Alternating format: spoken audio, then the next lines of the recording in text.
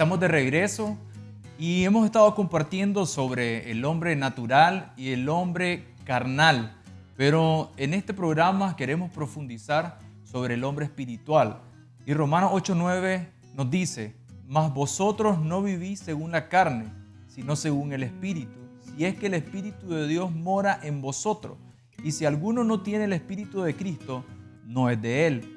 Pero si Cristo está en vosotros, el cuerpo en verdad está muerto a causa del pecado, mas el Espíritu vive a causa de la justicia. Versículo 12 nos dice: así que, hermanos, deudores somos no a la carne, para que vivamos conforme a la carne. Porque si vivís conforme a la carne, moriremos. Mas si por el Espíritu hacéis morir la obra de la carne, viviréis. Porque todos los que son guiados por el Espíritu de Dios, estos son hijos de Dios.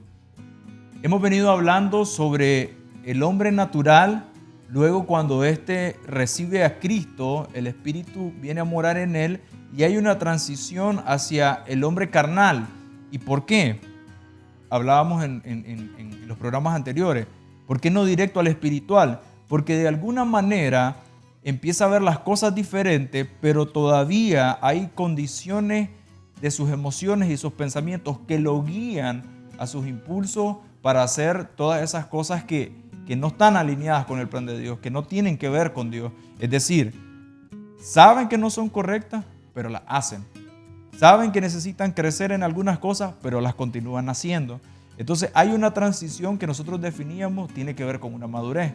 Pero ahora que estamos hablando del hombre espiritual, una de las primeras características, según Romanos 8:9, es que el hombre espiritual ha crucificado la carne.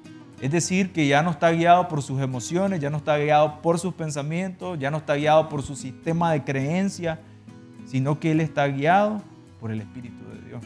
El hombre espiritual es el hombre que comienza a percibir la vida, a tener una visión de la vida desde la perspectiva de Dios. Y hay algunas características que son bien particulares del hombre espiritual.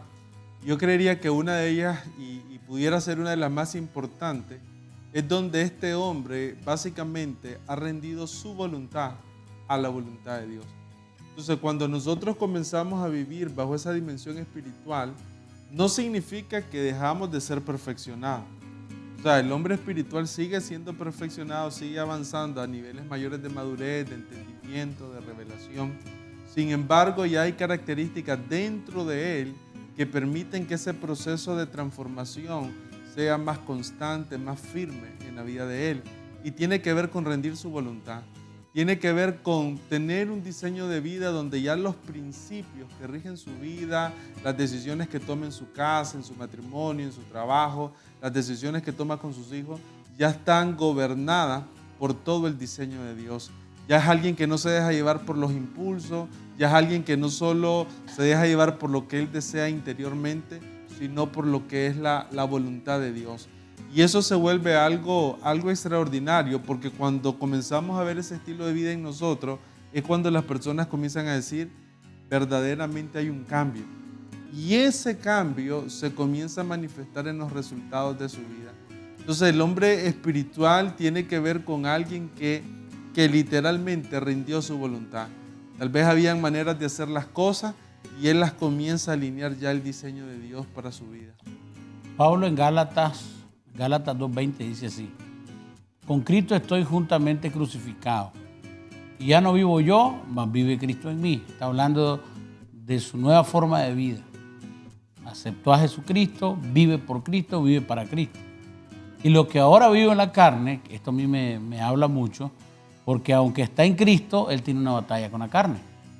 Vivo en la carne, todavía está en la tierra, no tiene un cuerpo glorificado, tiene sentido, tiene alma, tiene emociones, intelecto, y él está batallando contra todo eso. O sea, que esa batalla no va a desaparecer, siempre la vamos a tener, solo que es una batalla de gobierno, o gobierno de la carne o gobierno del espíritu, ¿verdad? Esa batalla siempre va a estar ahí, la carne va a querer gobernar y el espíritu va a sobreponerse a la carne, pero en medio yo tomo las decisiones.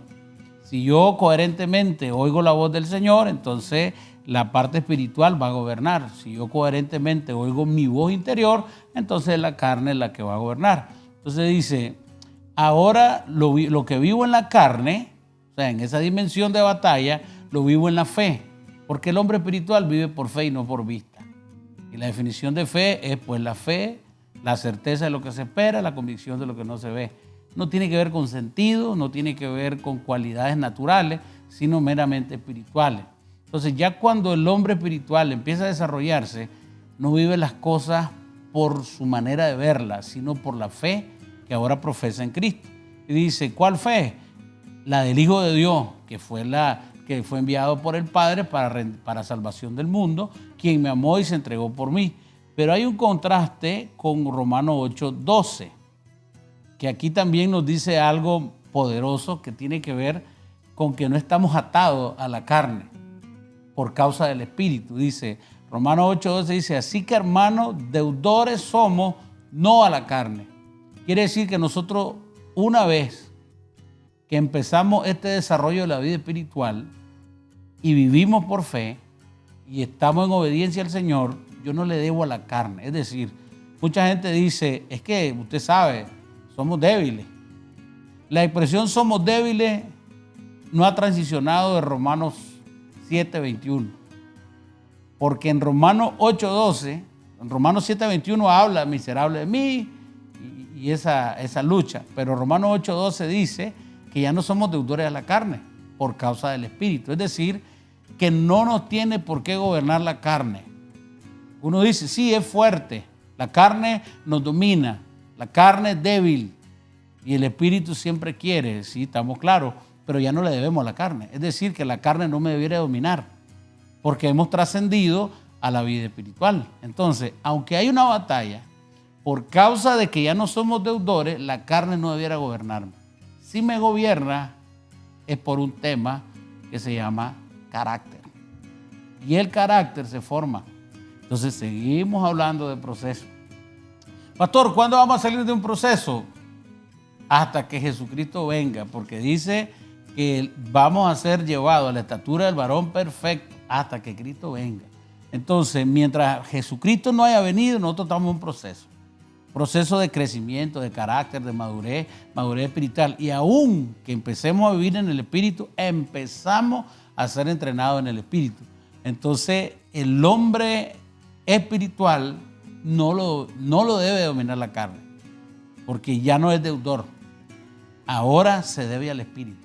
Y cuando se da al Espíritu, él puede vencer la carne. Pastor, pero lo que me quiere decir es, una vez que nosotros alcanzamos al hombre espiritual, es posible que yo retroceda. Sí. O sea, ya no es que ya terminé el proceso, ya lo logré, sino que todavía hay otra serie de asuntos que necesitan ser trabajados. Mire bien, Romanos 8:13. Porque si vivís conforme a la carne, moriréis.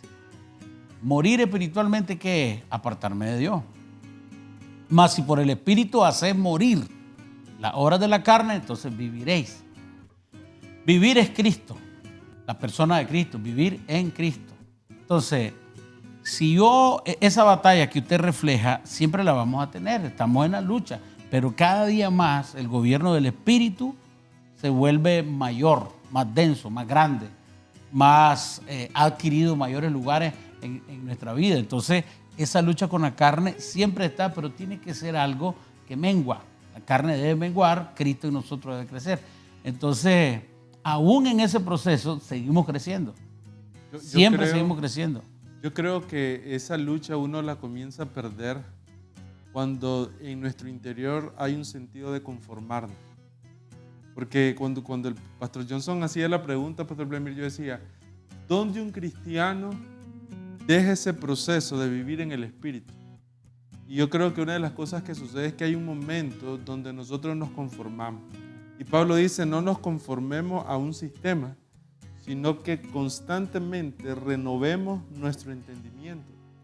Y ahí es donde salta algo que es bien importante. En el momento que yo como persona, como pastor, decido conformarme, adaptarme a una circunstancia y no dejar que el Espíritu Santo me pueda dar una dirección nueva, un entendimiento nuevo, una salida nueva, en ese momento yo estanco mi vida espiritual.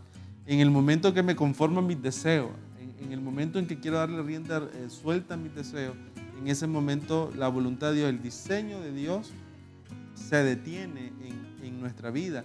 Entonces, muchas veces creo que el diseño interior debería estar en este enfoque. No importa el nivel espiritual que haya alcanzado. No importa los años que tenga de ser cristiano, lo hablábamos en los programas anteriores. Muchas veces asociamos la madurez, el crecimiento espiritual a los años. No importa el lugar donde esté, lo importante es tener un corazón abierto a que el Espíritu Santo siga enseñando, siga guiando, siga dándonos instrucciones y tener la mente preparada para renovarla. Y la otra cosa que creo que es importante es que Pablo decía en Gálatas capítulo 2, cuando decía crucificado, he crucificado la carne. Algo que decía en los versículos anteriores es que si yo vuelvo a levantar lo que un día derribé, me convierto en transgresor. Entonces la vida del Espíritu, andar en el Espíritu, ser un hombre espiritual, también tiene que ver con el cuidado de no volver a levantar aquellas cosas que una vez dejamos. Entonces a veces pareciera que en la vida del cristiano se repite en ciclo. A veces pareciera que en la vida del cristiano nunca se logra salir, pero no es porque Dios no quiera hacer algo nuevo, quiera traer una libertad, sino porque en algunas ocasiones nosotros estamos volviendo a levantar lo que una vez nosotros... Te explico por qué. Porque la carne vive en ciclos y el espíritu vive de gloria en gloria. Entonces, la carne va a ser cíclica, va a tener triunfo, pero luego vuelve al mismo lugar, porque no progresa. Mientras la vida del espíritu es como la aurora. Ella va en ascenso. O sea, si nosotros tabuláramos, la vida del espíritu debiera de ser ascendente. Y la carnal te lleva el ciclo. Es como que esté detenido en el tiempo. ¿Por qué? Porque vuelve a levantar lo mismo. Cada cierto tiempo se vuelve a endeudar, cada cierto tiempo vuelve con los mismos problemas de antes, cada cierto tiempo. Y es muy común. Por eso yo estaba pensando, ¿cómo lo hacemos más práctico? Bueno, ¿cómo yo puedo lograr trascender en el espíritu? Lo primero es rendirme. Y el mayor ejemplo nos lo da Jesucristo en Mateo 26, 42. Y otra vez oró y por segunda vez diciendo, Padre mío, si no puede pasar de mí esta copa, sin que yo la beba, hágase tu voluntad. O sea, en otras palabras, el paso primario para entrar a una dimensión así es que yo me rinda. ¿Qué es rendirme? Levantar las manos y decir, yo no puedo solo. Porque mientras yo quiera sostenerlo, entonces lo voy a hacer en mi fuerza. Pero para adentrar y profundizar, es decir, bueno, Señor, hasta aquí yo ya no puedo, me rindo, que se haga tu voluntad. Ya no la mía, no voy a pelear con mi yo interior, ahora yo decido seguirte a ti, que se haga tu voluntad. Con eso que está compartiendo, pudiéramos decir que una vez que nosotros alcanzamos el hombre espiritual, no tiene que ver solo con un momento, sino que el hombre espiritual se tiene que convertir en un estilo de vida para nosotros. Es algo constante. El pastor Vladimir decía rendir nuestra voluntad, pero no solo en un momento, en una ocasión, sino que debe de ser un estilo de vida en nosotros. Regresamos en un corte.